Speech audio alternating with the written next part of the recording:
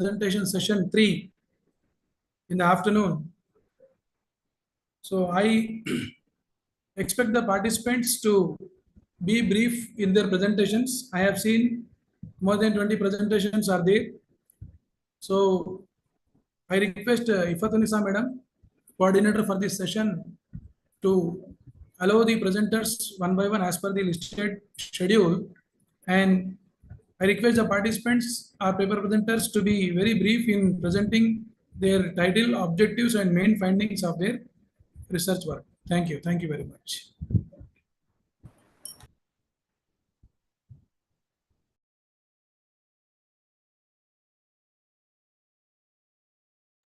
Now I request Ifat Madam to please carry on with the session.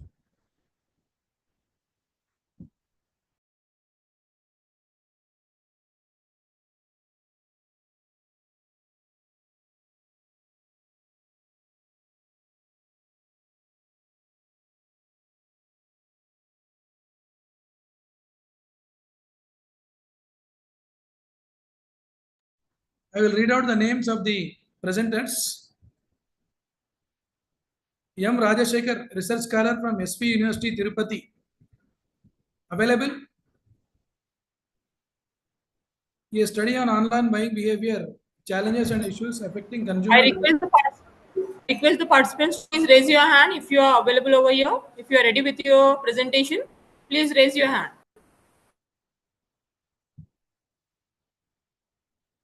Is M. Rajashekar available? Please respond. If this presenter is not available, we will go further. Now I request K. Vani, student from Government Degree College, Nayapul. Is she available? A study on sustainable healthcare. No? Okay. Dr. S. Sahu, Sarbananda Sahu, professor from Sri Venkateshwara University, Gujranwala, Uttar Pradesh. Sir, are you available? No. Okay. S. Sohan Govt, student from Bhavans, Vivekananda College, Hyderabad, predicting the future of artificial intelligence marketing in India with the help of PDPB. Sohan Govt, are you available? Sohan Govt. Yes? Okay. Madam, please allow Sohan Govt to present his paper.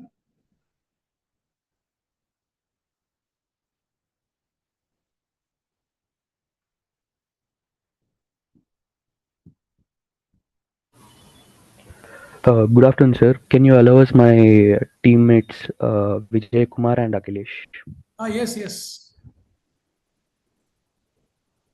Please proceed.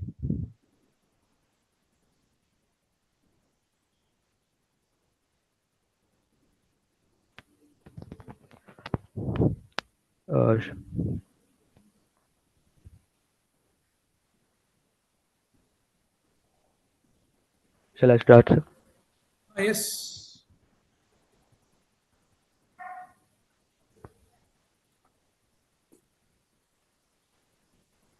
Okay. Good afternoon, everyone. My name is Sohan Gaut. I am from Bhavans Vivekananda College, and my teammates are Vijay Kumar Yadav, Sai Akhilesh, and Kaushik Kamalakar. And my faculty guidance, Dr. K. Suvasla Rani, Assistant Professor, Department of Management Studies, Bhavans Vivekananda College, Sainikpuri. I am honored to present my research predicting the future of AI marketing in India with the help of PDPB. PDPB is the Personal Data Protection Bill, whereas artificial intelligence revolutionizing marketing by enabling business to personalize customer experiences, predicting consumer behavior, and automate decision making. However, AI driven marketing raises ethical and privacy concerns regarding data collection, storage, and consumer rights. To address these concerns, the Indian government introduced the PDPB bill, which is known as the Personal Data Protection Bill, inspired by European General Data Protection Regulation. This research explores how PDPB affects the AI marketing and provides the framework of ethical AI adoption in business. As an introduction, AI marketing is growing in India, providing business with the data-driven insights for personalized marketing. However, concerns about data privacy and ethical AI usage arise.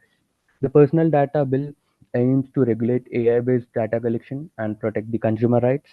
This research examines the PDPB's impact on AI marketing and suggests an ethical framework. And literature review, AI in marketing enhances personalization, predictive analytics, and automation. AI in India has a rapid adoption in e-commerce and banking regulatory challenges. Privacy concerns in AI process the vast consumer data, raising security risks, and PDPB 2019, inspired by GDPR, mandates the consent, transparency, and security. Balancing AI and privacy, ethical AI strategies ensures compliance and trust. Next slide will be explained by Vijay Kumar Yadav. Yeah, thank you, Son. Good afternoon, all. And these are the research objective. We have mainly focused on two objectives. They are creating an ethical AI marketing framework for India. This explains about setting clear rules for companies using AI in marketing, ensuring they follow ethical practices, and the framework will also ensure companies to follow the Personal Data Protection Bill to maintain trust and policy. And the another objective is predicting the impact of PDPB on data breaches. This startup study will analyze whether PDPB will reduce data breaches in Indian companies. And the next slide is about research methodology. We have research about research approach, data collection, analysis method, objective, outcome. And the first is about research approach. We have used both qualitative and quantitative analysis to study AI marketing. And the data collection is we have gathered secondary data from the sources like journals, reports, case studies, and PDPB guidelines. And the analysis methods, current AI market practices, data privacy regulations like PDPB, and the objectives are how Indian businesses can use AI for marketing while staying compliant with PDPB rules. And the outcome is framework that ensures AI marketing is ethical, privacy focused, and build consumer trust. And again will be followed by Mr. Sai Akhilesh. Good afternoon, sir. Good afternoon, everyone. And coming to the findings, I'm explaining about findings. We can see as a finding, like before PB and number of significant data breaches, and we can see the how AI is growing up like yearly by year, and after the PDBP, and we can see how much the decreasing. And coming to the findings, impact of the PTBP on AI marketing. PDVP enforces the consumer consent, transparency, and data protection, and many more still lack structured data privacy mechanisms. And business that comply with PDVP have higher consumer that trust and improve the brand and reputations. And coming to the PDVP analysis, data breaches analysis are like two types: before and after PDVP. Before PDVP in 2010 to 2022, like before PDVP, we can see as the data breaches increased due to the work regulations and low awareness. Peak breaches recorded in the 2022, like 15 major breaches. And coming to the after PDVP 2023 to 2025 predictions, as we can see, the predictions are like data breaches in decline significance due to the stronger regulations. And 2023, as we can see, 5 breaches, and 2024 we can see 4 breaches, and 2025 we can see 3 breaches. And PDVP enforcement is expected to the reduce future cyber threats. And coming to the short-term impact of the 2023 to 2025, as we can see that short-term impact, like businesses will struggle with the initial complaints, but definite benefit from the increased trust. And AI marketing will become more transparent and ethical. And coming to the long-term impact of 2025 and beyond, AI marketing will align with PDPP regulations, reducing consumer data risks, and companies are adopting the privacy first AI will again come to advantages. And coming to the last point of the long term impact, strict penalties will be enforced for the data breaches, ensuring the corporate accountability. And coming to the conclusion, my teammate will explain the conclusion. Thank you. Coming to suggestions and conclusions, suggestions for the ethical AI marketing ensures the AI transparency, which explainable to AI and consumer data visibility, strengthen the data protection, where encryption, audits, and cyber security to be increased, and enhance consumer control, regulate the third-party data sharing, and promote AI ethics training, and encourage privacy first AI, use anonymous data modeling for personalization, enforce data breaches penalties, implement strict compliance rules. Coming to the conclusions, AI marketing is transforming business but must align with the PDPB regulations. PDPB has reduced data breaches post 2023, proving its effectiveness. Business must adopt transparent, secure, and ethical AI marketing. Consumer trust and brand reputation will improve with PDPB compliance. Future research should focus on AI evolving role in privacy protection.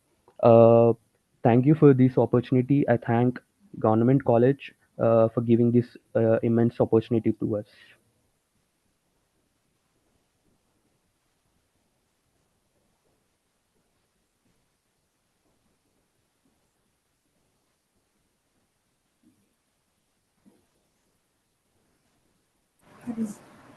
Our next presenter is Harini.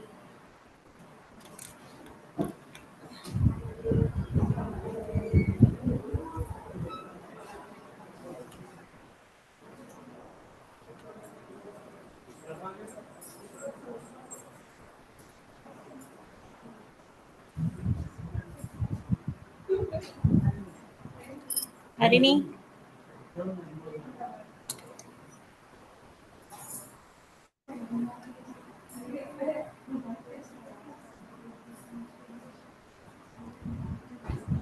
Dr. Akhil Kumar. Dr. Akhil Kumar.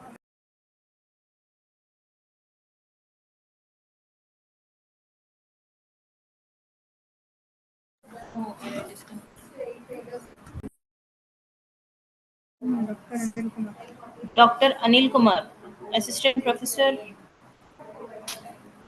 Chandigarh. You need to claim access.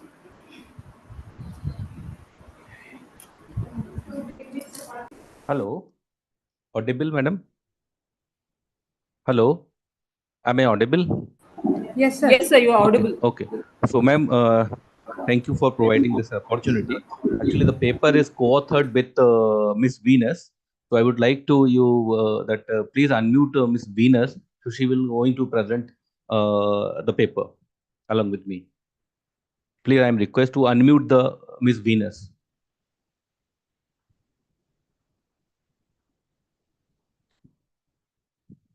Venus, are you there?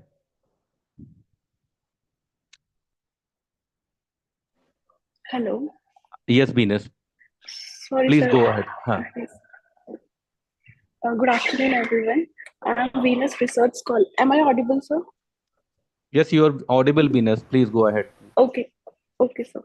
I'm research scholar from Department of Public Administration, Punjab University, Chandigarh. I'm presenting a research paper with my supervisor, that is Governance for Sustainable Development, Opportunities and Challenges. So in this paper, as we all know that widespread adoption of e-governance plays a crucial role in achieving the sustainable development goals. And so this shift from traditional paper-based administration to digital platforms, how it is sustainable. So in this research paper,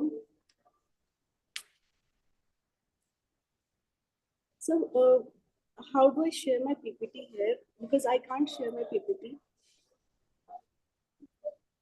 Hello. Yes, Venus, audible. Sir, I can't share my PPT here. Just wait, Can I I'll start? try to. Yeah, you can start. Chair, please permit her to present the paper without PPT. Is it okay? Sir, she can put the PPT now. Okay. We already sent the ma'am PPT. If it is possible with your end, please share that PPT with.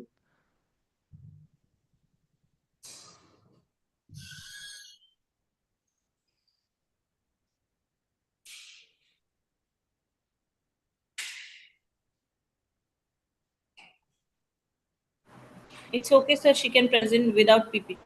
Yes, Venus, please go ahead. Okay. Okay, sir. Um, so in this paper, we are going to see how the adoption of e-governance has led to sustainability. We'll see the both opportunities and the challenges of it. So in this digital era governance, we have to leverage technology to streamline the operations of the public authorities and to enhance the public trust. This shift from traditional paper-based administration to digital platforms, it has significantly improved the service delivery that allows citizens to access essential services from the comfort of sitting there at their homes. So we can now avail certain services, for example, filing of the income tax returns, passports and driving license applications, voter ID registrations, and online RT applications, and others, for example, bill payments of certain electricity bill payments, etc. We can do all this at the comfort of sitting at our homes. So the objectives of my research paper are to highlight the role of e-governance on sustainability, that is how it is effective in service delivery and how it leads to sustainable development. And also we are going to study the challenges of sustainability in adopting the e-governance. This study is important because the latest goal of that is maximum governance and minimum government aligns with this. Further, the goal of Viksit Bharat, that is secure and sustainable e-service delivery, emphasize the need for robust digital infrastructure to ensure long-term sustainability and inclusivity in the environment. Further, all these recent developments in creating sustainability with e-governance make the study both timely and essential. And also the developments like paperless administration or AI-driven governance and other green technologies reflect how e-governance might contribute or is also contributing to sustainable development by improving the public service delivery. So this is a descriptive and exploratory research study. And now how role of e-governance in sustainability has enhanced. First is it drives sustainability. For example, there is a Meghraj Cloud initiative that reduces the energy consumption by centralizing all the government data. So it is enhancing or boosting the green computing in Indian e-governance system. Further, efficient digital services. Like I told you, nowadays digital payments are available. Another is DigiLocker, where we can get all our documents at one place. Further, e-Sampark centers are there, where they direct digital communication to cut the costs, and paper usage is become less because everything is available online now.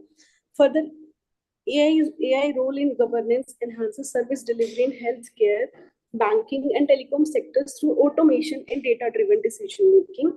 This is also empowering the citizens as citizens for in certain missions. For example, Swachh Bharat Mission, Grievance Portal app, and M-Parivahan app. These allow citizens to participate in sustainability and sustainability-driven effects effectively. Also, there is resource optimization. So, how resource optimization? Now, there are concept of e-offices that eliminate the use of paper, thereby reducing the carbon footprint. Also, the FASTag reduces fuel consumption and overcrowding at toll plazas. It also promotes sustainable transportation and smart traffic lights. And smart traffic lights also optimize fuel and electricity use. Further, it has also it also aids in environment protection. For example, National Dashboard for Air Quality Management It tracks the pollution level in the environment and also encourages eco-friendly uh, goods, goods, procurement of eco-friendly goods, further promotion of renewable energy. For example, there is a scheme called Kusum scheme that facilitates solar energy or adoption by farmers. There is water conservation through Jal Jeevan Mission that leverages digital tracking for efficient water supply management and ground conservation. Then is it also promotes sustainable IT infrastructure because it promotes energy efficient data centers, green IT policies, and responsible e-management systems.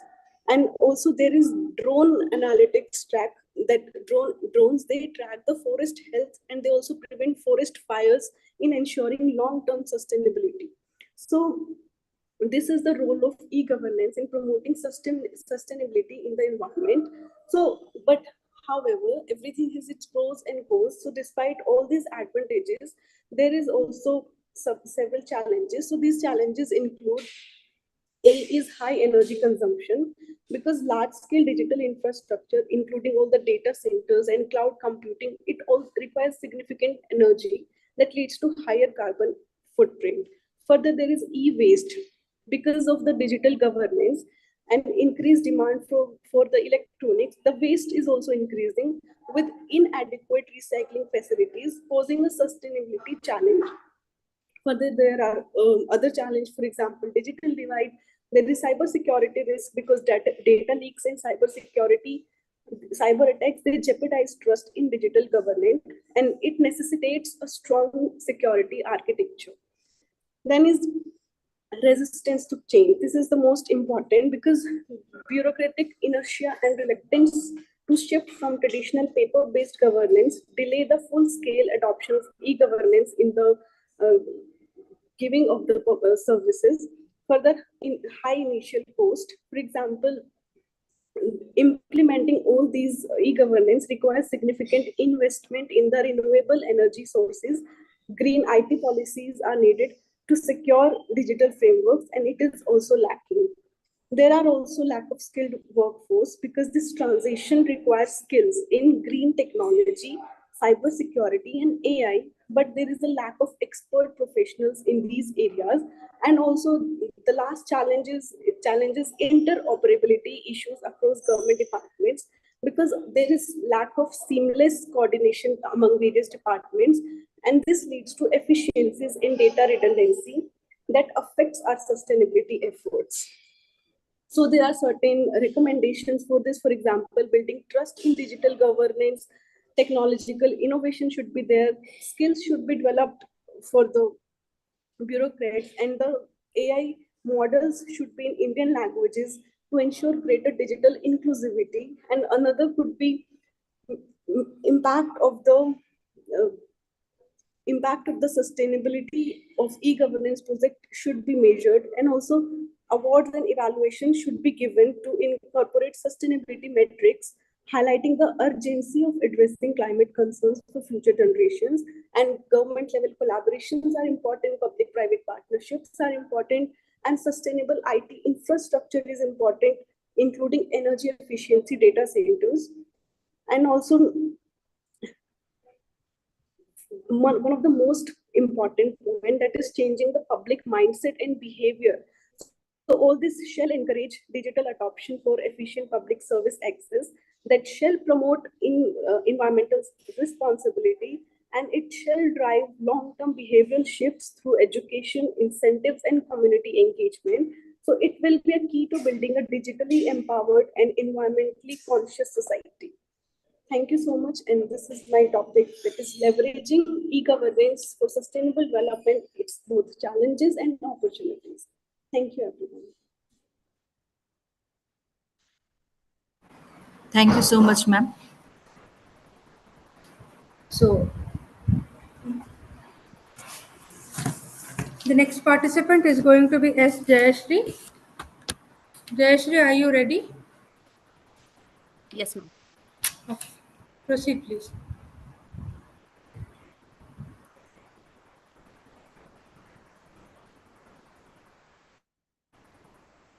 Ma'am, can I share my screen? Yes, yes, you can share your screen. I've given you the access.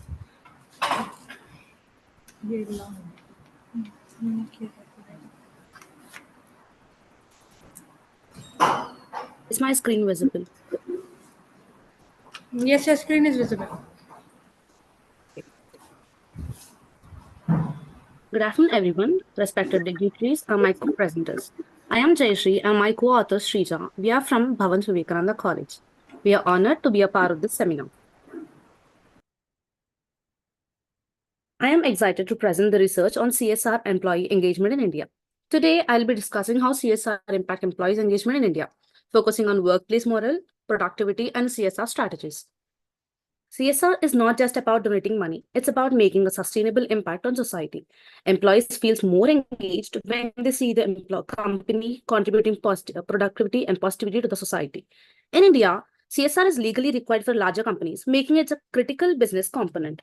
India's CSR mandate, it has like Companies Act 2013 says business to spend 2% of net profit on CSR. Now, let's look at how the CSR has evolved in India. Earlier, companies engaged in CSR as a goodwill gestures, but there were no regulations. In 2013, CSR law made it mandatory for the companies to contribute to social cause. Today, CSR is not just about the compliances, it's about creating a real social impact while benefiting business growth.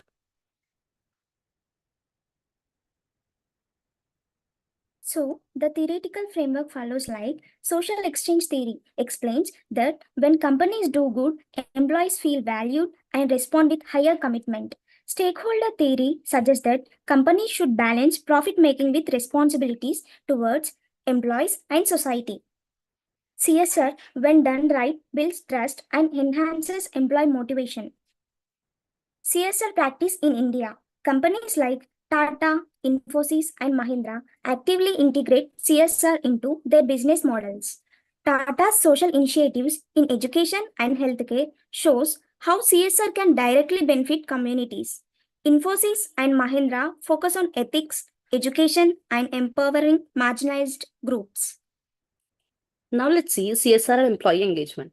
When employees participate in CSR activities, they feel a sense of purpose and connection with their company. CSR encourages teamwork and employees come together for a common cause.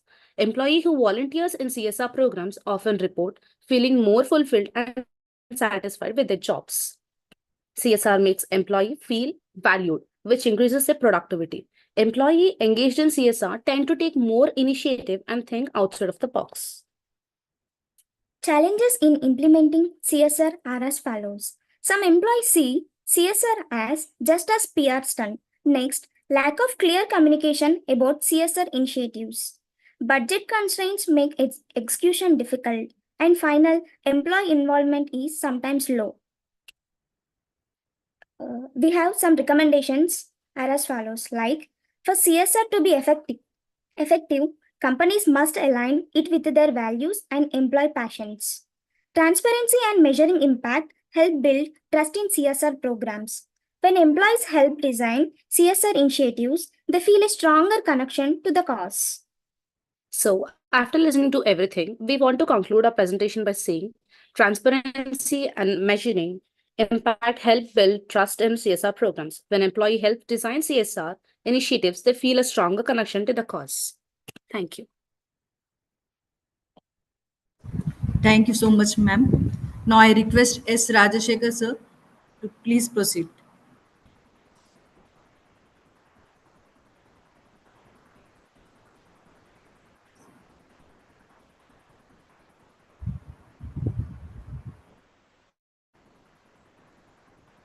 Hello, good afternoon, ma'am. Am I audible? Yes, sir. Ma'am, could you please allow my co-author Vinith Varma also to unmute? What is his name, sir? B. Vinith Varma, ma'am. Okay, He's sir. raising his hand. Yes.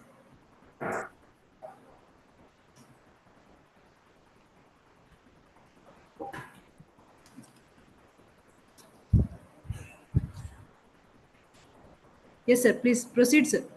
Yeah, I have sent you a request to share my screen. Could you please allow? You have access to share your screenshot. No, ma'am. It's showing that the host is not allowing to share the screen. Yeah, I got it, ma'am. Thank you. Excel, yeah.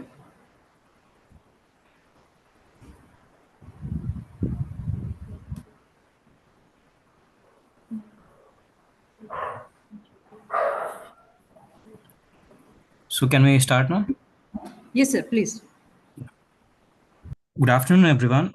This is Rajshekhar and my co-author B. Vinit Verma are going to present today on the impact of corporate social responsibility on brand loyalty, and its major focus is on consumer brands in India. CSR is no longer just an optional practice; it has become a key factor in business success. We will explore how companies will use CSR to build trust and loyalty among consumers. So let's begin.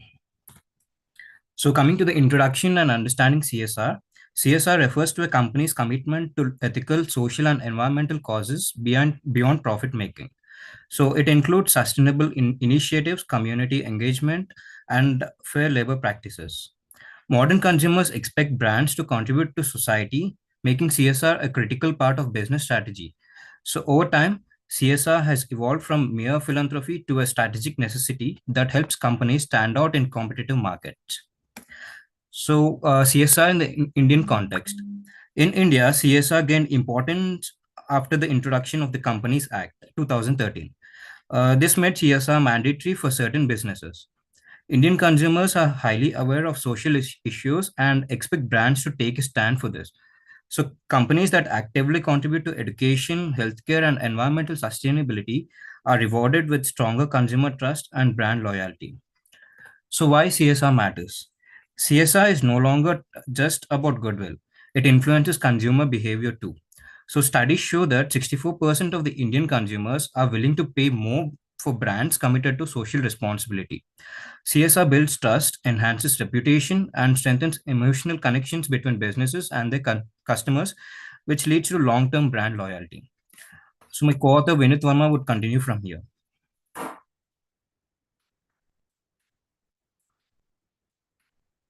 Vinit, are you there?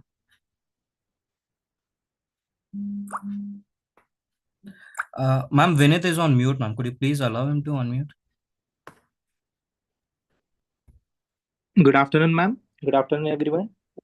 Now, coming to CSR as a business strategy. Many companies now using CSR as a strategical tool. By addressing the social concerns, they are differentiate themselves in the crowded markets.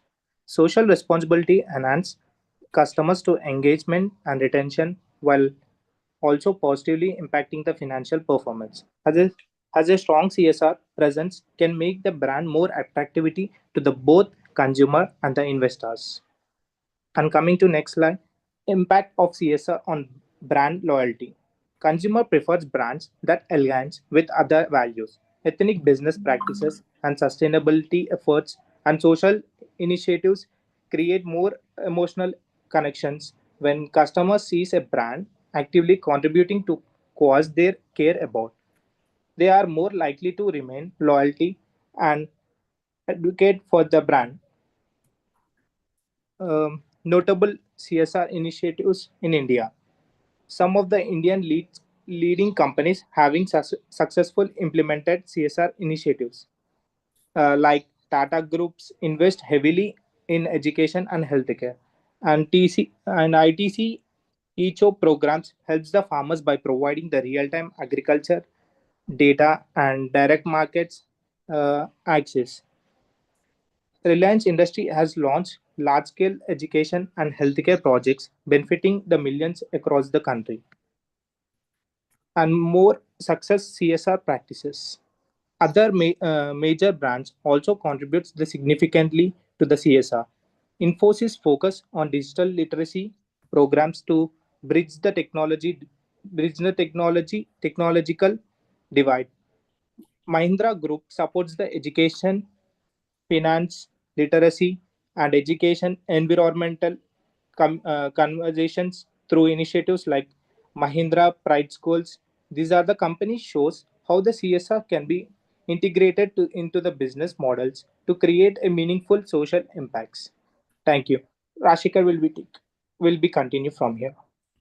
So, coming to the challenges in CSR implementation, despite its benefits, CSR implementation comes with challenges. So, one major issue is that it's greenwashing. Greenwashing, in the sense where companies falsely promote CSR efforts for publicity rather than genuine change. So another challenge would be the measuring its real impact of CSR initiatives. So additionally, balancing CSR investments with profitability remains a concern for many businesses. So how could we strengthen CSR's impact? To maximize the effectiveness of CSR, companies must focus on transparency, ensuring that the initiatives are genuine and measurable. Increasing public awareness through digital campaigns helps consumers understand their efforts. Collaboration with government agencies and NGOs can enhance impact, while employee involvement in CSR strengthens corporate culture. So, coming to the conclusion, CSR is no longer a luxury. It is a necessity for long term brand success. Companies like Tata, Infosys, and Mahindra have successfully used CSR to build trust, reputation, and consumer loyalty. For businesses to thrive, CSR must be integrated into the core strategies, ensuring authenticity and sustainable growth. That brings us to the end of the presentation. Thank you for your time and attention. Thank you so much, sir. Now I would like to invite Jasna Joseph to present her PPT.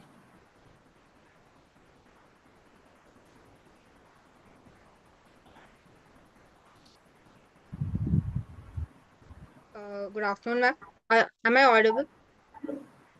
Yes, ma'am, you are. Yeah. I'll be presenting my screen, ma'am. 1 second. Okay.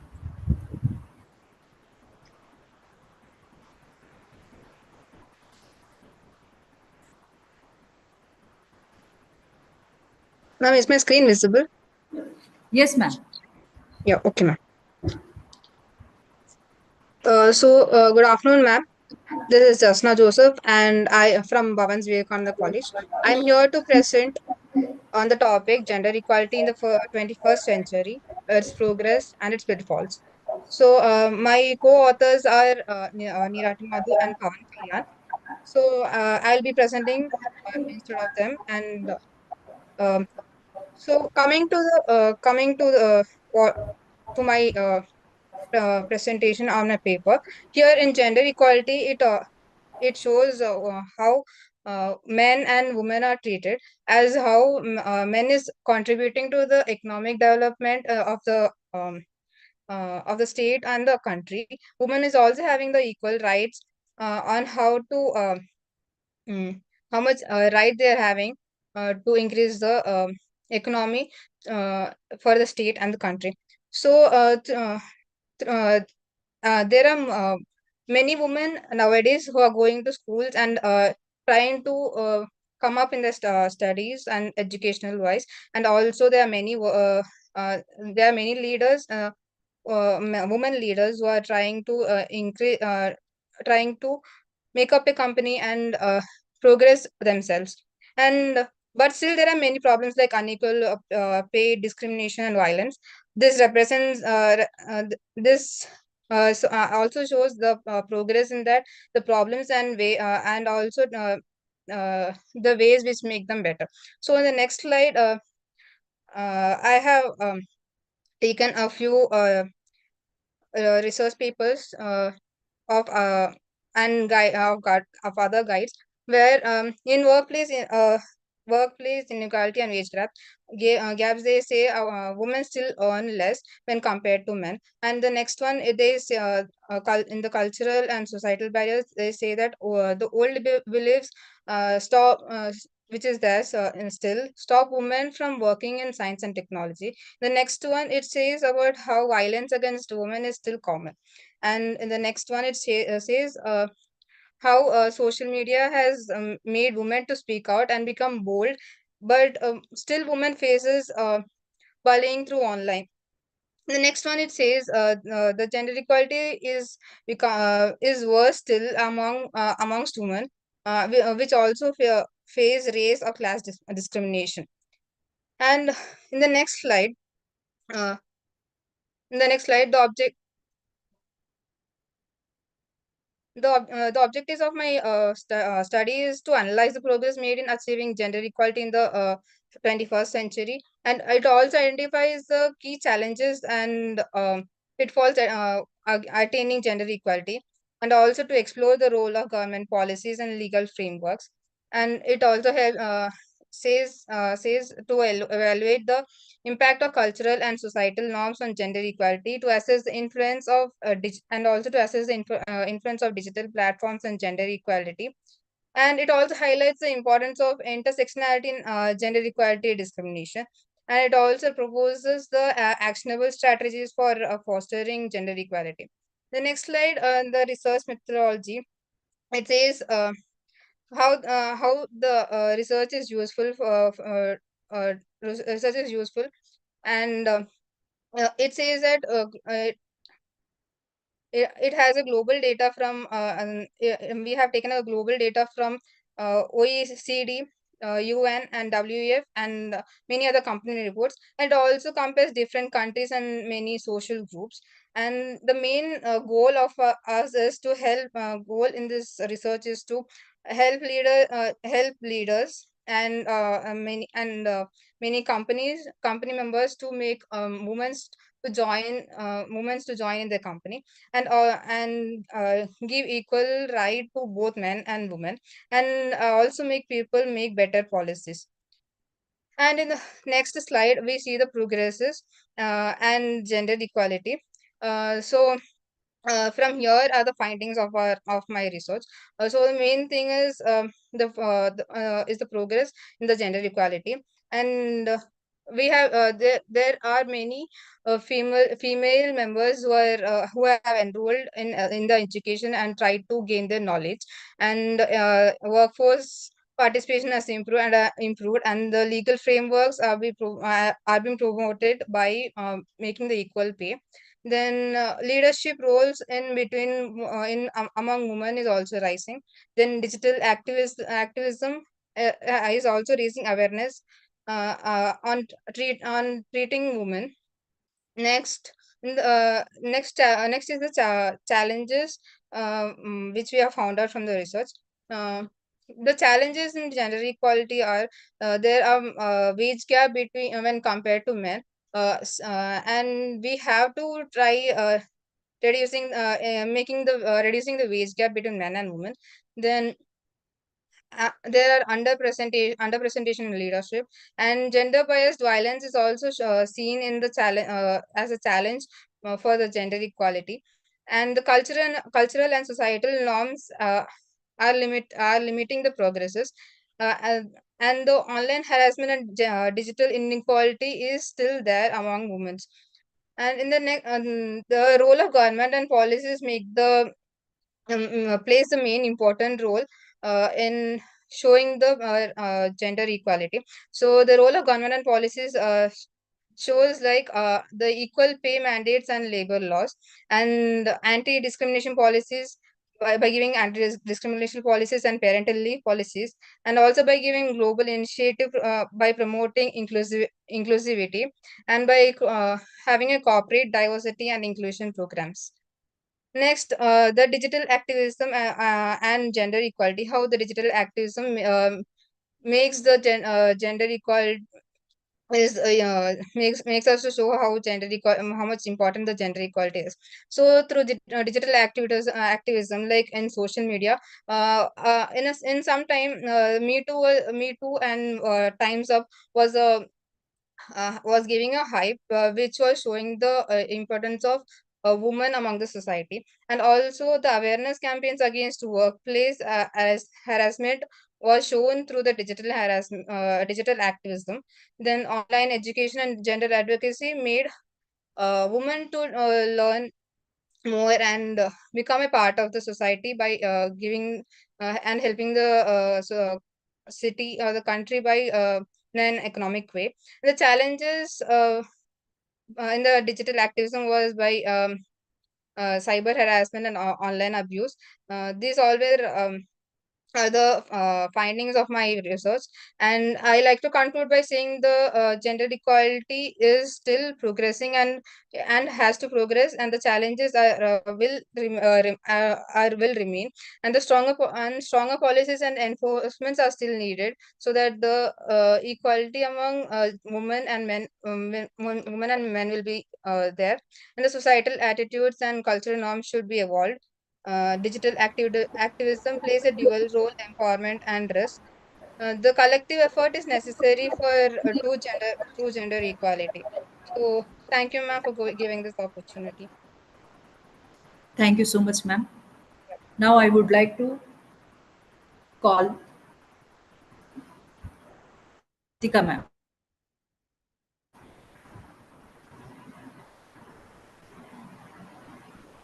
Good afternoon, ma'am. Am I audible? Yes, ma'am, you are.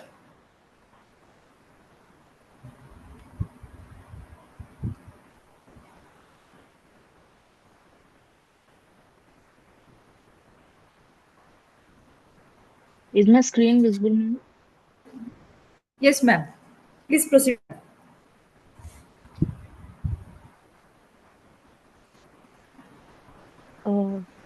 Good afternoon, everyone.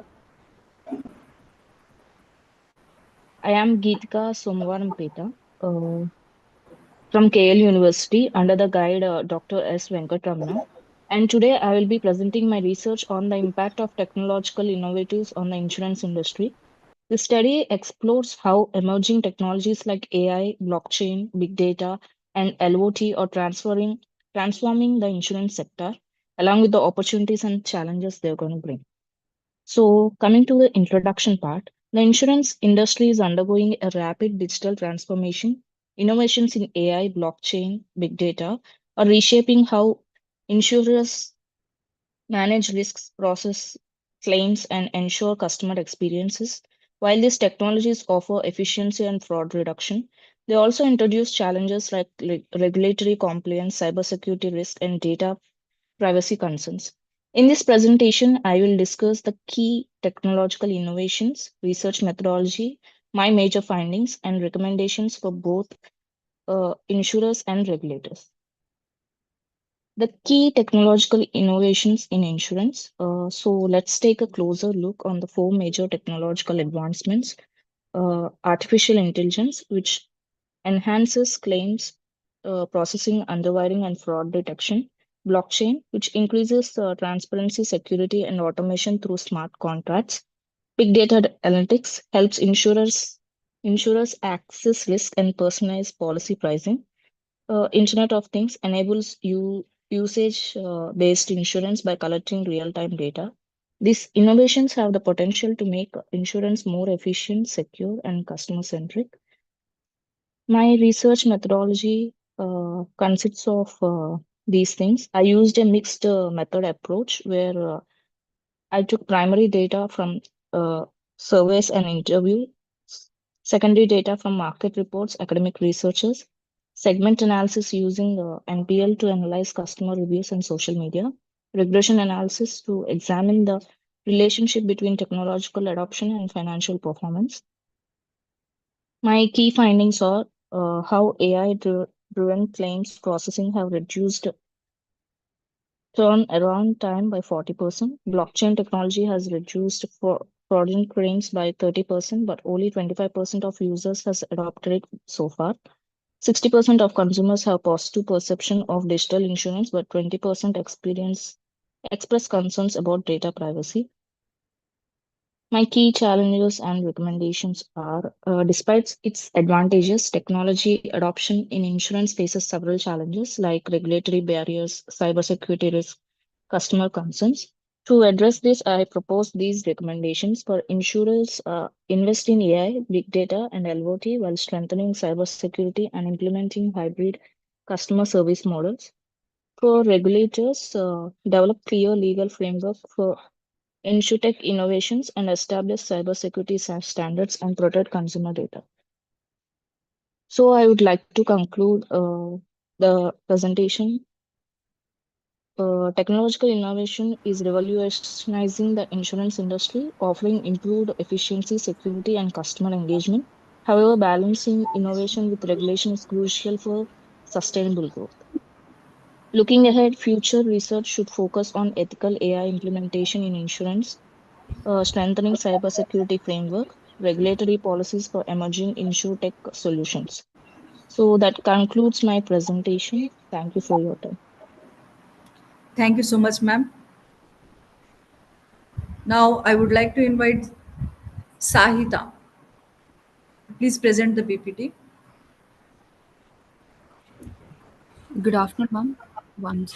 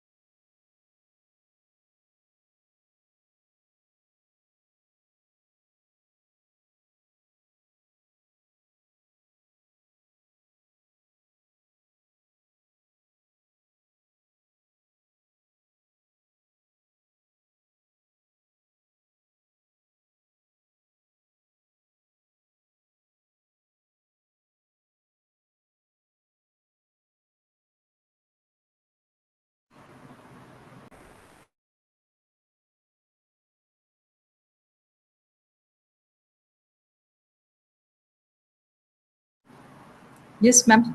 Sahita, ma'am. Please proceed, ma'am.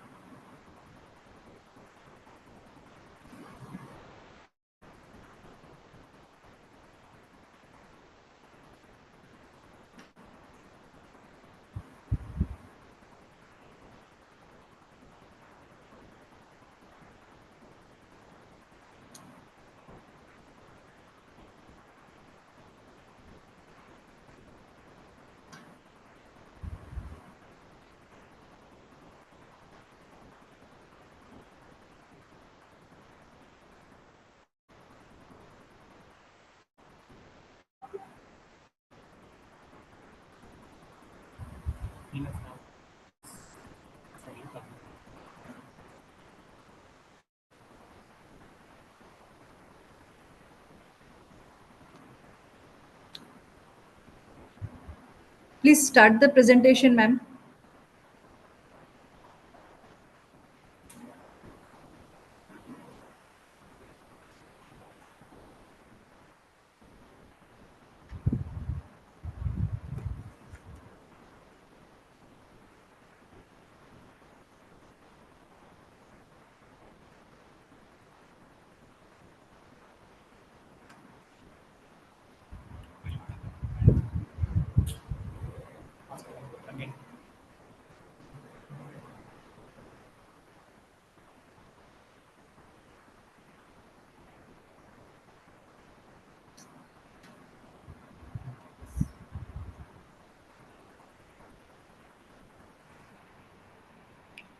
Ma'am, now am I audible? Yes, ma'am. Okay, ma'am. 1 minute, ma'am. I'm sharing my screen. Okay.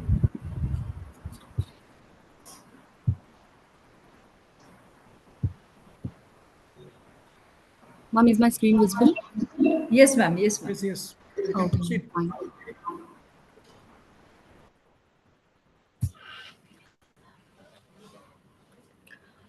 Good afternoon, respected dignitaries and my co-presenters. I'm Sahita from Bhavans Vivekananda College, and here is my co-author Maunika.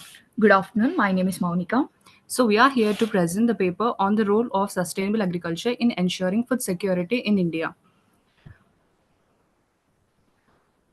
So, agriculture is vital to India's economy, supporting over half the population and contributing significantly to GDP. However, the challenges like climate change, soil degradation, and water scarcity threaten food security. Overuse of chemical fertilizers has worsened soil health. Sustainable farming practices like organic farming and integrated pest management can help but face high costs and resistance to change. This study explores how agriculture can secure India's food future. The objectives of this study are it examines the impact of sustainable farming on food security, compares traditional and modern practices, identify adoption challenges, evaluate government policies, and explores technology and private sector contribution. Coming to research methodology, this research combines quantitative surveys and qualitative interviews. Primary data is gathered from 300 farmers using stratified random sampling, while secondary data comes from government reports and studies. ANOVA and regression analyze quantitative data, and thematic analysis interprets qualitative insights, ensuring a comprehensive view of sustainable agriculture's impact on food security. So let us see the findings from comparative analysis of farming practices. Sustainable farming increases productivity by 20% and reduces input cost by 15%. However, initial investment is 25% higher. It improves soil health and cuts water use by 30%, ensuring long-term sustainability. So let us see some challenges to adoption. Uh, 65% of farmers struggle with high initial costs and 58% lack awareness due to limited training. Traditional mindsets are like slow adoption. Government schemes like Paramparagat Krishi Vikas Yojana and zero budget natural farming exist, but awareness remains slow. Financial aid, education, and policy support are needed. Let us see the role of government and private sector. Only 40% of farmers know about government programs like Paramparagat Krishi Vikas Yojana, Zero Budget Natural Farming, indicating poor outreach. Agri-tech startups improve efficiency and market access. Public-private partnerships can bridge knowledge gaps and support sustainable farming adoption. From the above study, I can conclude that sustainable agriculture is crucial for food security and environmental conservation, but faces challenges like high costs, lack of awareness, and resistance to change. To address these, financial support through subsidies and loans, farmer education, stronger government policies, and public-private collaborations for technology adoption are recommended. Thank you. Thank you, ma'am. Thank you so much, ma'am. Now, now I would like to invite Ashmita.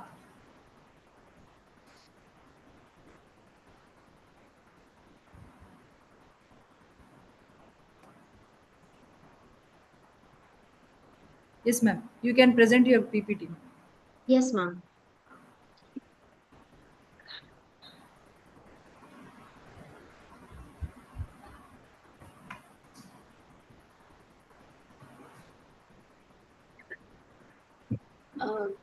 Good afternoon, respected ma'am, sir. Am I audible? Yes, ma'am, you are. Good afternoon, respected ma'am, sir. I'm Ashmita Advani from Avinash College of Commerce, Secunderabad. I'm here to present my research paper on innovation and education on behalf of my teammates, Sneha Singh, and we both are going to present our research. So,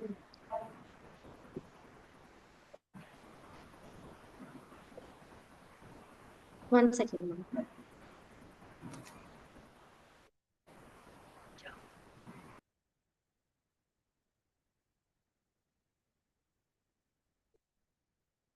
Ma'am, coming to the abstracts, innovations related to education and educational system have been playing a vital role for the development of students' teaching processes, level of understanding, and efficiency over a great period.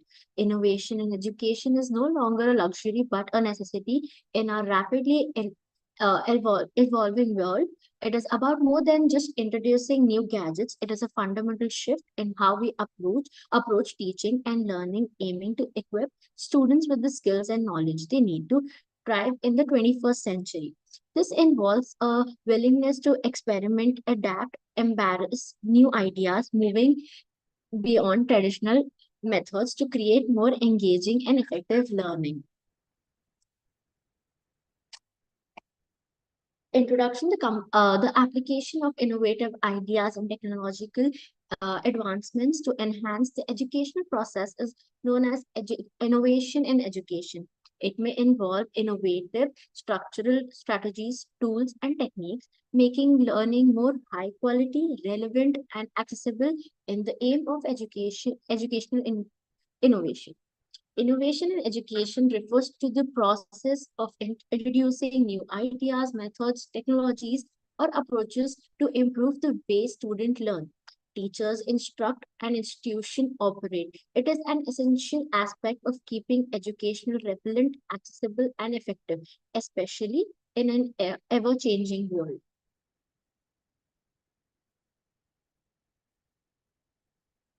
The objective can be exploring the role of technology in education, comprehending the use of digital resources in the classroom, examining novel strategies.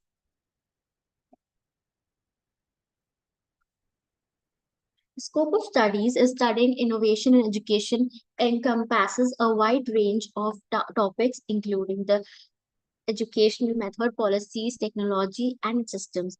The way we view and handle education involves with the world. The study also gives a look into the impact and kinds of innovation related to education, different kinds of applications, programs, and ideas, the impact of education on students and study processes.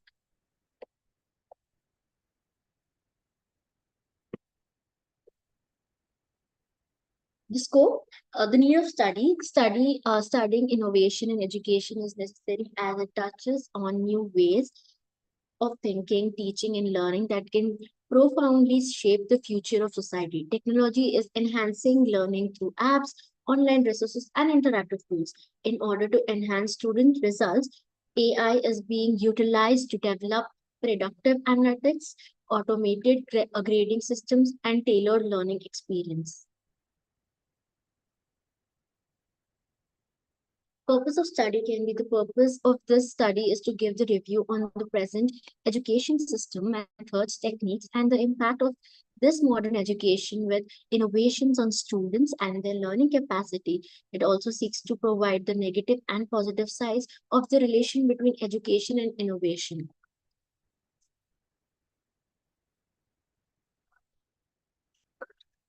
Advantages can be personalized experience. Learning may be tailored to each student's need and speed thanks to innovations like AI, personalized structural tools, and adaptive learning technology.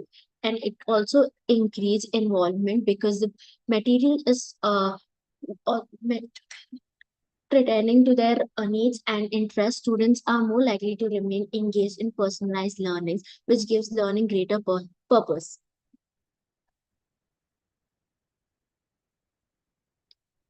Disadvantages of the study can be the technological access, one of the major shortcomings of innovative education. Some do not have equitable access to the required technology, such as laptops, tablets, or dependable internet. Over reliance on technology such as AI and online education might result in less in-person contacts, which are essential for building social and emotional intelligence and relationships between students and teachers. Even data privacy concerns about the gathering and storing of personal data are becoming more significant as education becomes more data driven. Data breaches raising concerns about privacy.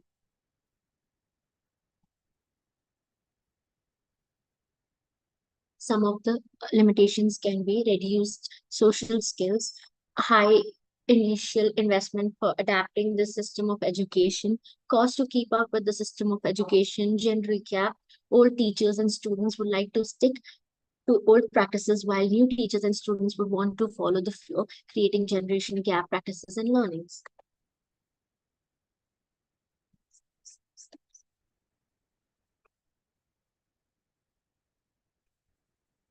So coming to the findings, personalized learning enhance outcomes and long-term impact of innovations where now if we more people students are more preferring to personalized learning rather than the traditional method of education. And bearers of innovations, collaborative learning cultivates critical skills and even equity issues and the digital divide.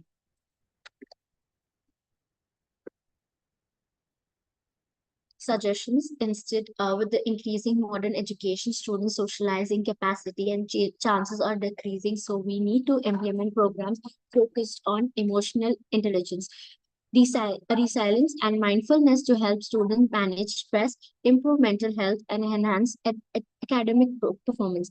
In modern education, majority of the activities belongs to single classroom or place.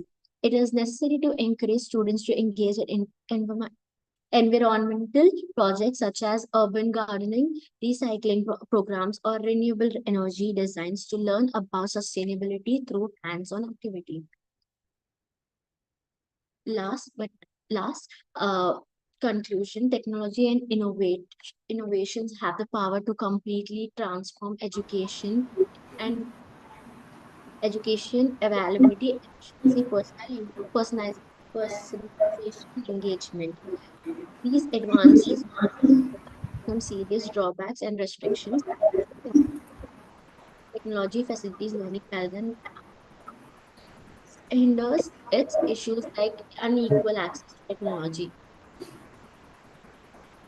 Thank you, sir, ma'am, for this opportunity. Thank you so much, ma'am. Now I would like to invite Vijay Kumar, sir, to present the PPT.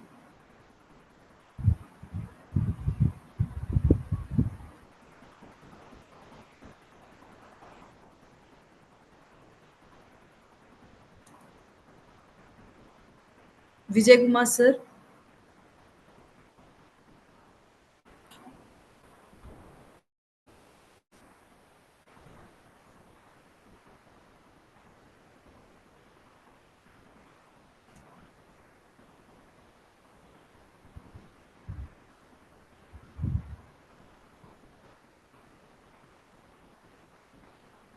Okay, I would invite Akhila ma'am to present her PPT.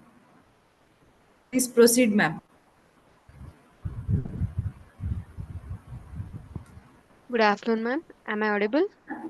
Yes, yes. Yes, You ma'am. can proceed. Okay.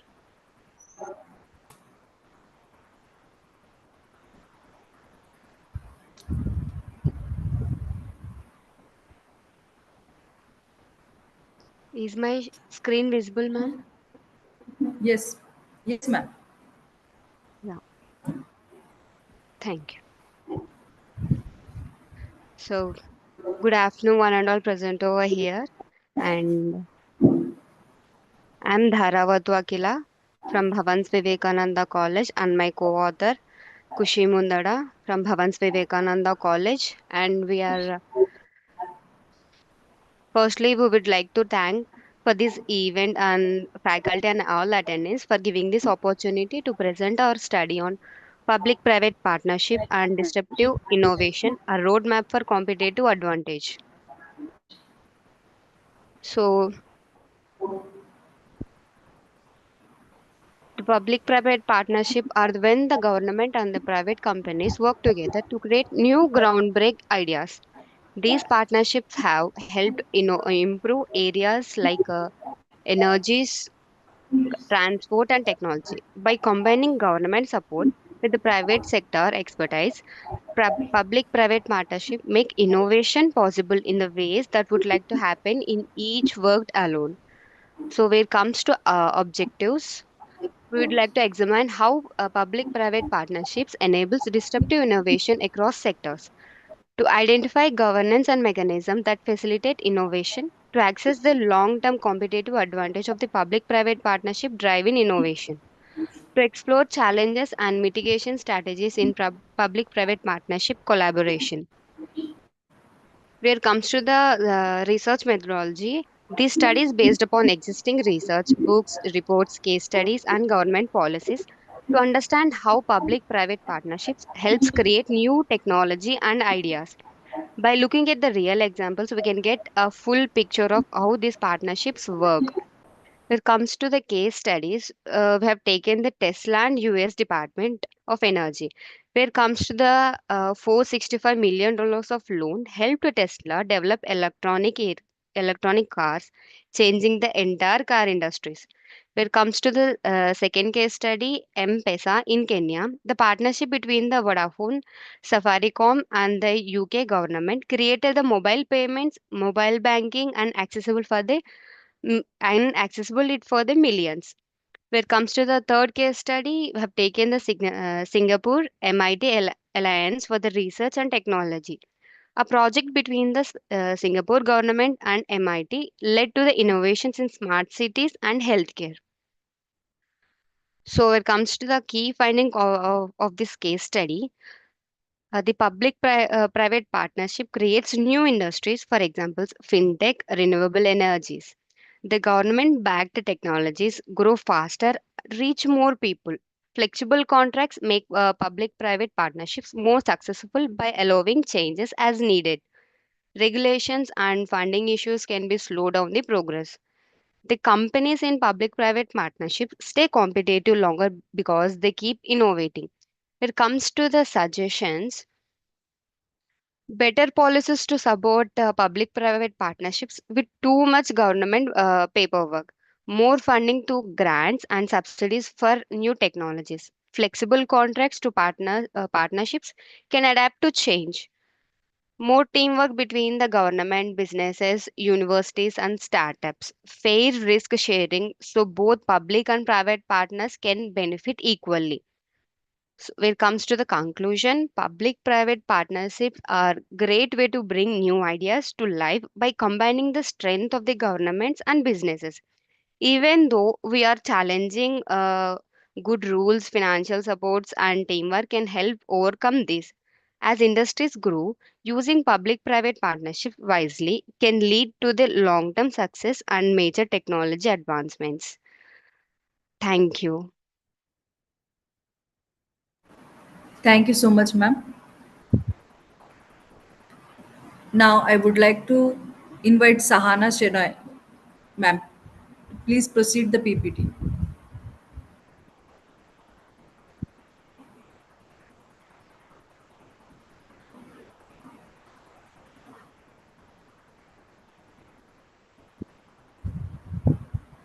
Hello, madam. Good afternoon. Actually, I presented the PPT in the morning session, 11 o'clock session. Sorry. Okay, ma'am. No problem. Thank you.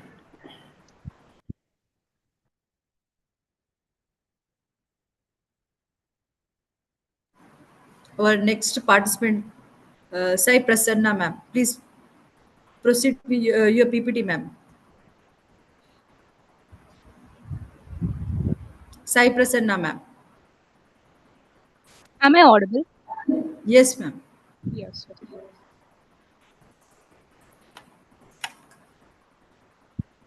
Is my screen visible?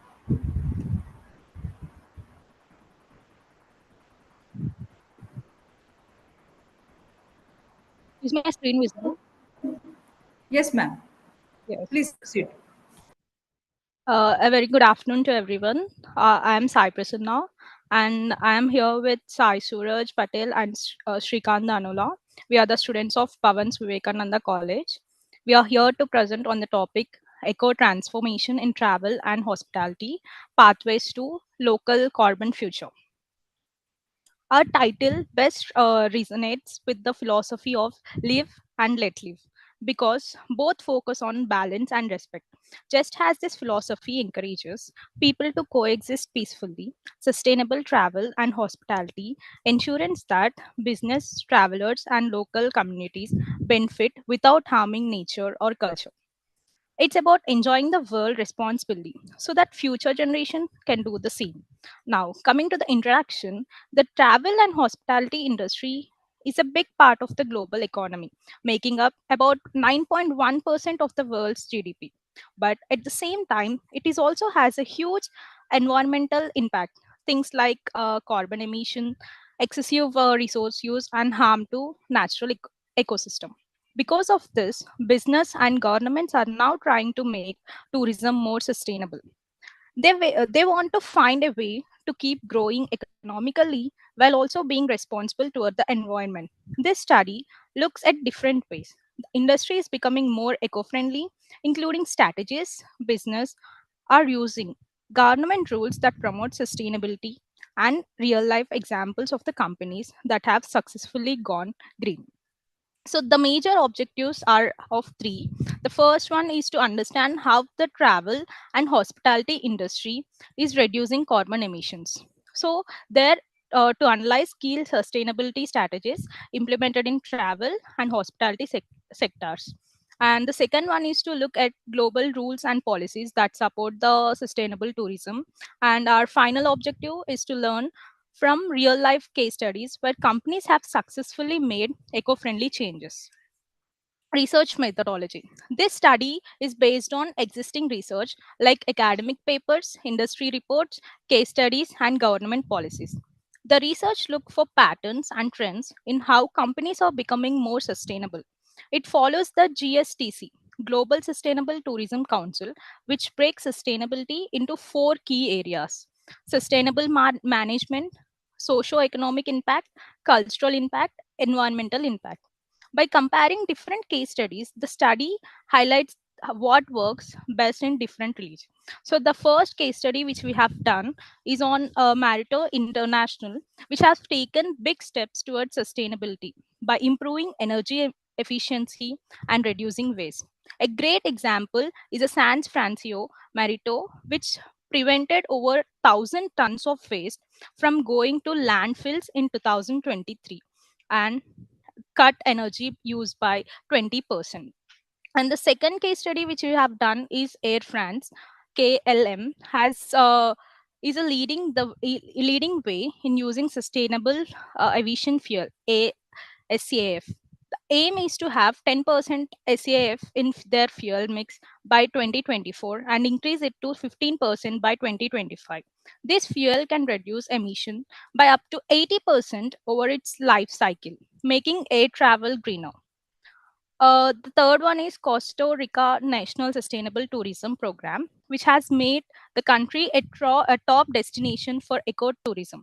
Their certification of sustainable tourism evaluates business on their environmental practice, community contribution, and cultural prevention, ensuring tourism is managed responsibly. So the key findings from the above case studies that more businesses are adopting sustainability standards using framework like UNMST, GSTC, but enforcement is still weak.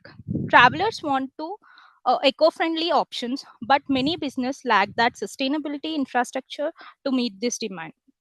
Small and medium sized business struggle because of high cost and limited access to green technology. And stronger collaboration between government, business, and organization is needed for fast progress.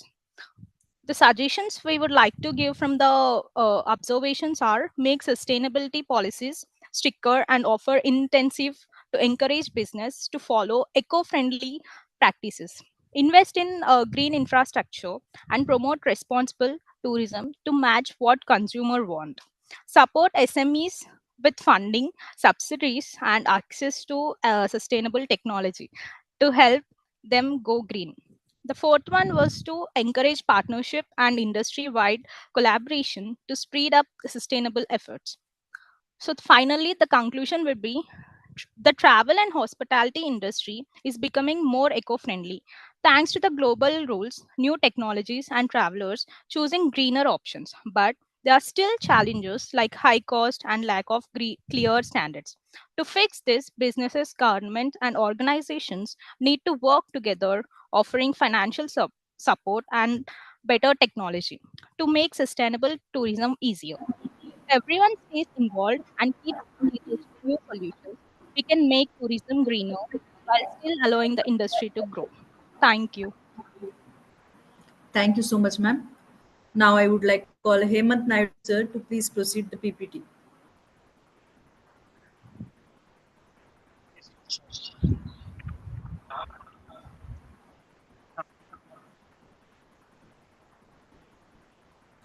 Yes, sir.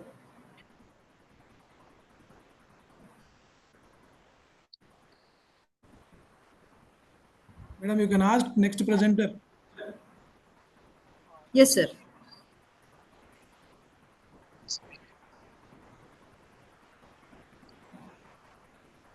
I think All of them has presented, sir. Hemant Naidu is the last presenter here. I think Hemant Naidu is available. We can request him to present. Yes.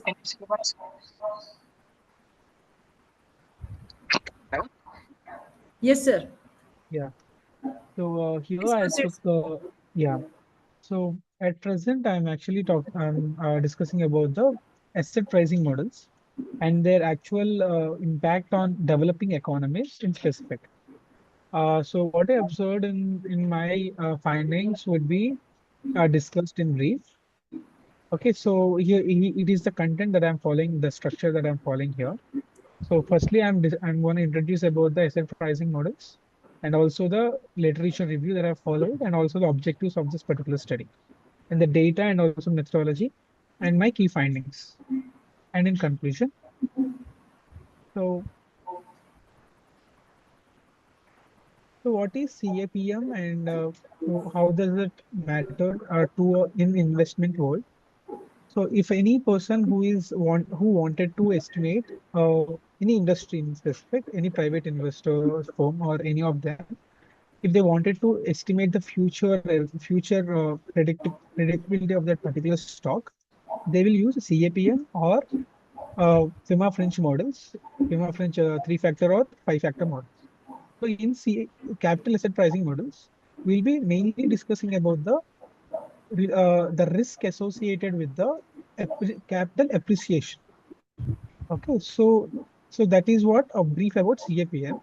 And it was developed by the Sharpe in 1964 and Linter in 1965. It was developed by Linter in 1965 and Mawson in consecutive years. And there is a criticism for the CAPM model. It is majorly dealing with the functional aspects of of a company, not bringing up the the volatile market. Like it might be the factors might be different from different countries and different situations. But CAPM is not caring about any of that. It is just bringing the functional aspect of that. So the real world anomalies will be avoided from this particular CAPM method. So that is where further models has been developed, which is a third three-factor model and also five-factor model. In five-factor model, they have introduced three main ingredients, I can say, to predict the future. So it could be the employees uh, uh, factors like equity returns and also a few other aspects, right? So wherein in five-factor models, we added two more factors, uh, which includes which is more suitable for the developing countries.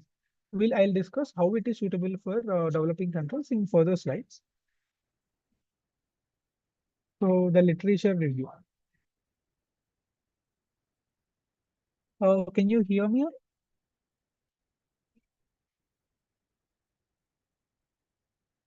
Hello?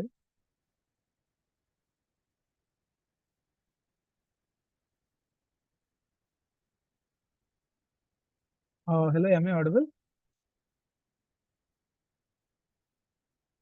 Yes, yes, sir. You are audible. You can proceed. Okay, perfect. So, so here is the literature review.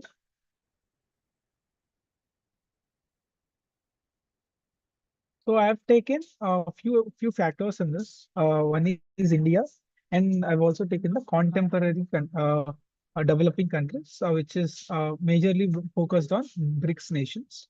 As it is known, it is Britain, Russia, and also uh, South Africa and China and Indonesia. So I've taken three of the four these five countries in this particular methodology, and uh, and I've calculated the performance. I haven't mentioned the slide of that performance here, but yeah, I've taken these five countries as a study. So here the limitations are I've took limitations are uh, financial infrastructure is one of the factors that I have taken, and the local investment practices and the policies of that particular nation. The policies, how they are impacting the investment decisions of investors. So these are additional factors that I've took for understanding the methodology.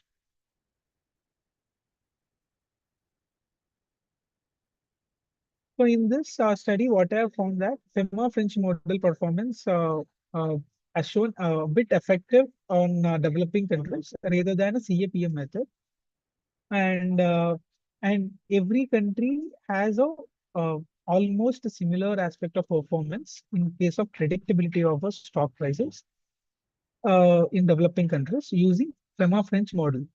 Uh, Majorly, it is FEMA French three-factor model rather than five-factor model. So because FEMA French five-factor model is uh, is considering two other factors which is not suitable for every country. However, the infrastructure and few other factors will be common for a three developing countries, five of the developing countries. So, and the relevance part, uh, the empirical studies have shown that FEMA French models has given a sustainable explanation in case of predictability, whereas the CAPM is not a very reliable factor uh, to perform.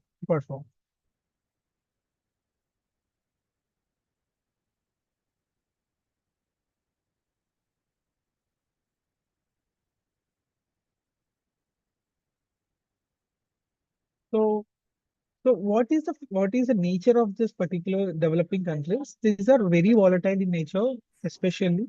So they might be depending upon the outer nations. Like mostly they might be exceptional China. China is an exception, but India is majorly dependent upon imports.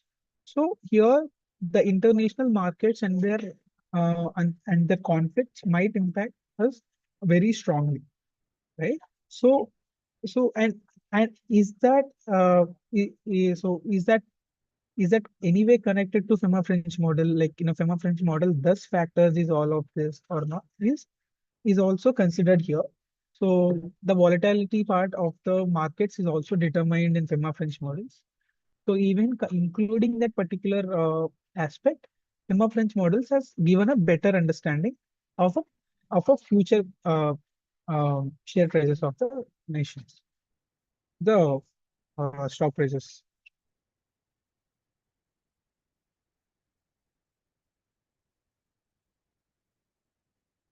So here, in these are what are the common anomalies that will be shared among the BRICS nations are. Here you can say that the premiums of the particular is that the value becoming a high PE, is that able to sustain? Are we able to sustain in a market which is a high premiums? Because generally, developing countries will be having a high price to earnings ratio. The PE ratio will be of that markets will be higher in compared to developed countries where the PE is stabilized, right? So, and we also the factors for performance is also included liquidity part. So the markets are they enough liquid or and here I also taken care of the bond markets, whatever the masala bonds, whatever that we get money in rupee from outside of the countries. That is also taken. That is also included here.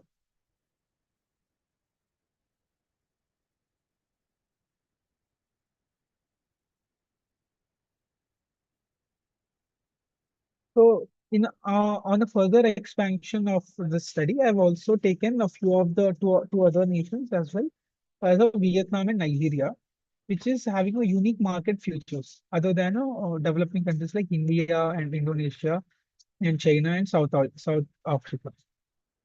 So,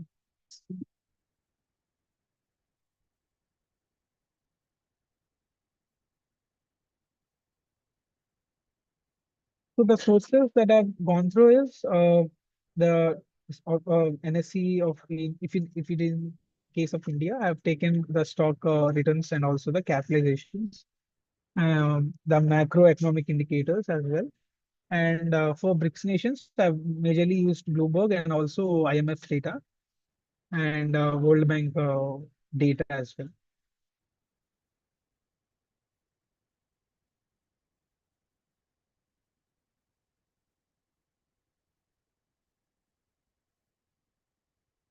So I've using time series regression, which means that the previous the stock returns and also previous returns that is taken that is what normal time series regression that we use for any methodology. We've taken that, so which is obviously described as the FEMA MACBED for us to analyze the factors and predict the future. So based on that, based on the FIMA French models, are we able to construct a portfolio? So based on the size, the factors will be size and value of the investment uh, that is also considered for a portfolio construction.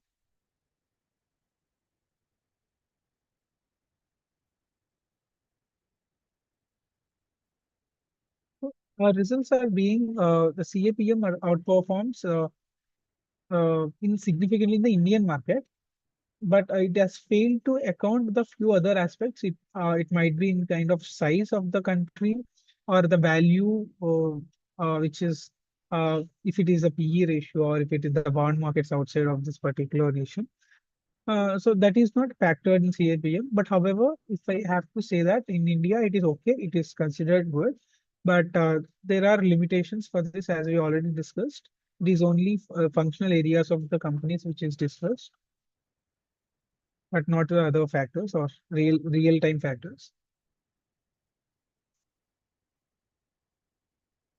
So, and FIMA French model displayed a greater explanatory power in diverse countries. Either it could be a Nigeria or Vietnam as a part of my extensive study. The FIMA French models have performed better than CAPM.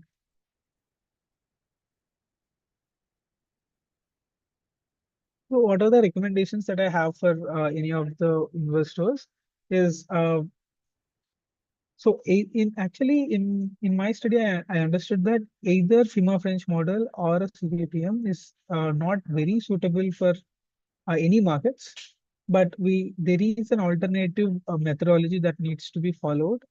But compare right now, if I have to say, FIMA French model is the best model that we have right now for any private investment companies or also any investors who are enough educated to practice their own portfolio.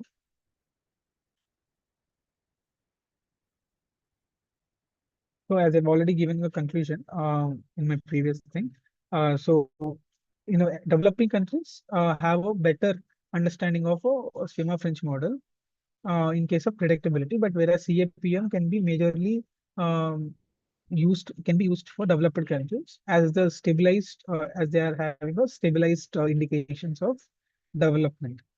So whereas majorly in developing countries, we are majorly dependent upon outside imports and also political instabilities and many of that. So for developing countries, FEMA French model is a better alternative. So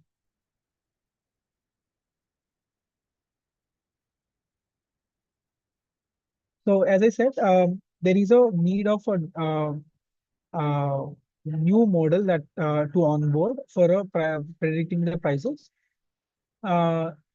which is a Carhart four-factor model. I haven't. So Carhart four-factor model is a good indicator, which needs to be developed further in case of psychological aspects of this predictability. As the volatility is increasing for developing countries, Carhart 4 model is also a good alternative. That's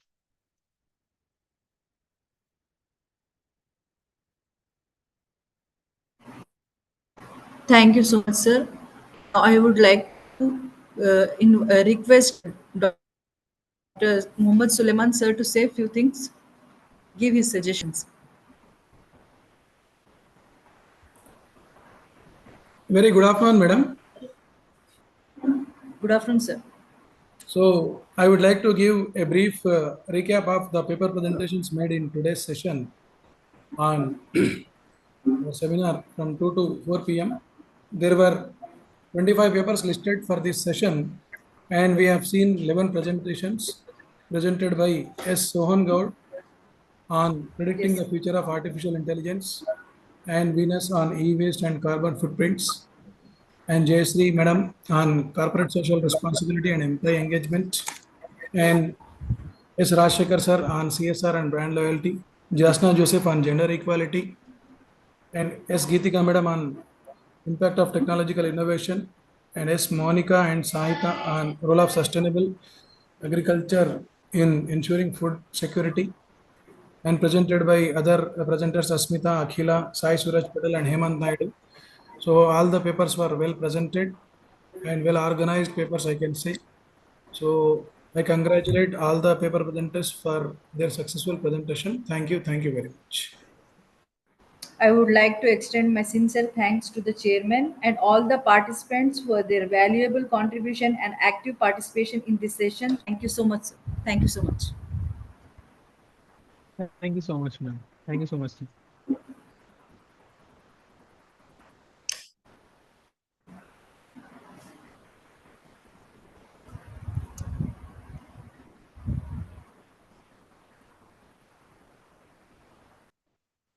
Madam, shall we close the session? Yes, sir. Yes. We are about to close the session. Thank you so much, sir. Thank you very much. Thank you. Again.